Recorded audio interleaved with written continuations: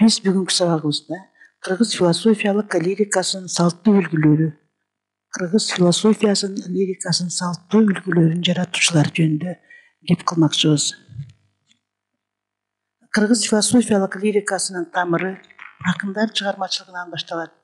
Акындар биринчиден ой күтүп, ой баккан ойчулдар, анан барып көкүрөктөгүсүн ыр менен төккөн төкмөлөр, санат, насият, терме, үлгү ырларында ой толгоолордун эмне деген казынасы жатат. Мисалы Калыгул Олия, акыл, макал экөө бирдей келет. Ал экөөнүн айтканы күндөй тиер. Билбеген наадандардын ичи күйөр, билген адам ошону байыр кылар. Көкүрөккө ойлонуп дайын кылар деген өзүнүн философиялык ойлорун айтып кеткен Калыгул Олия. Ал эми Токтогул, өзүңөр көрүп турасыздар, мынакей Токтогул Сатылганов бул жерде. Токтогул Сатылганов. Токтогул Сатылганов өзүнүн төмөн кырында жайкалып жалы болбосо, аттын көркү болобу, жакшы сөзү болбосо, карттын көркү болобу, буралып жибер чыкпаса, жердин көркү болобу деген философиялык ой толгойт.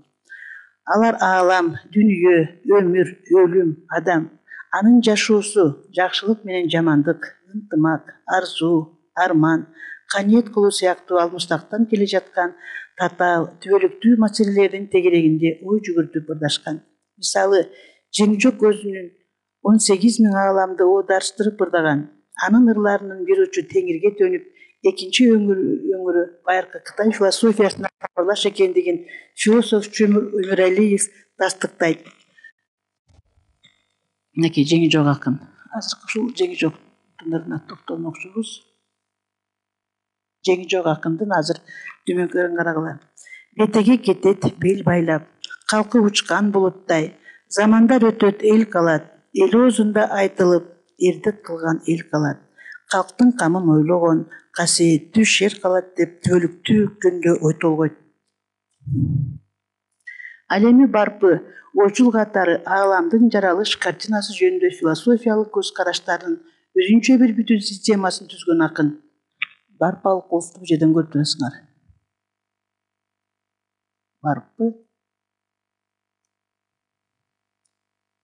Барпы Алыкулов.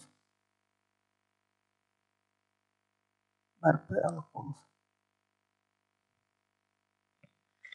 Эгерде элдик философия менен байыркы даанышмандардын башталган идеялар боюнча дүйнө 4 кубулуштун жер, суу, шамал жана оттун биримдигинен турат деп каралып келсе, Барпы ошол 4 кубулушту толук айткан деп белгилүү сынчы Кадыр Кулдабов айткан экен. Барпы Алыкуловдун күн деген ырында күндүн нуру болбосо, дарак өсүп үрдөбөйт, күндүн нуру болбосо, чынар өсүп шактабайт, дыйкандар буудай каптабайт.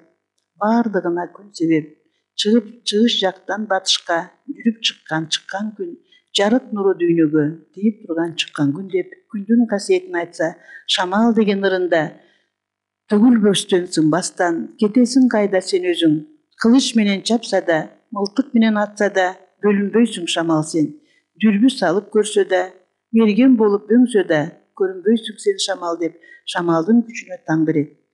Ал эми Жеңжок менен Барпынын айт десе деген ырлары аалам менен адамдын ажырагыс биримдигин таңазбайт. Барпы айт десе ааламдайт, аалам алга кадамдайт, ар түркүн өнөр чыгарган, аалам дагы адамдайт десе Жеңжок адилетти коргобайт, арамзаны кордобайт, ак болоттун бөркүн айт, ала тоонун көркүн айт, ач албарстын курчун айт, ата бабаң жотун айт деп шаңшыйт. Акындардын даанышмандыгын айгинелеген ырларынын бири дүйнө. Дүйнө бул тирүүлүк, бул өмүр, жашоо. Залкар акын Жеңжок асман ай жылдыз бүткөндө улангансың дүйнө, жер титиреп бүткөндө куралгансың дүйнө, 18.000 ааламды бир жараттың дүйнө, кемтиги жок эч жерде куп жараттың дүйнө деген көз карашын билдирсе, Токтогул менен Барпы аны эки өңүттөн карайт. Токтогул биринчи өңүтүн караганда келериңде дүнүйө толукшуп чыккан айдайсың, булутсуз тийген күндөйсүң, жанаша чыгып ыргалган жазгы далдай бүрдөйсүң десе, экинчи кетериңде дүнүйө булут баскан түндөйсүң, карарып алма көңүлсүң, карарып алса көңүлүң, кармап колго тийбейсиң десе барпы, келериңде дүнүйө калыпка күмүш куйгандай, кашыңа чолпон тургандай, коктуга коюң толгондой, кооздоп салган коргондой. Ал эми кетериңде дүнүйө калыбың жерге сынгандай, чолпонуң качып жылгандай, коюңду бөлө кыргандай, коргонуң жалаң тургандай деп ырга салат. Демек, дүнүйө, адам жашоосу акындар ырга кошкон карама каршы эки түшүнүктүн тутумунан турат. Улуу акындар ошол эки түшүнүктү алаканга салгандай элестүү сыпаттайт. Дүйнө чиркин ушундай, колдон качкан кушуңдай деп бул айкын чындыкты моюнга алат. Токтогул, Барпы, Жеңи жок, Калыгул, Арстанбек, Молдо Кылыч жана башка ушул сыяктуу акындар өз заманынын алдыңкы интеллектуалы катарында жалпы адамзат турмушуна таандык түбөлүктүү түшүнүктөр жөнүндөгү ырлары менен кыргыз философиялык лирикасынын салттуу үлгүлөрүн жаратып келишкен.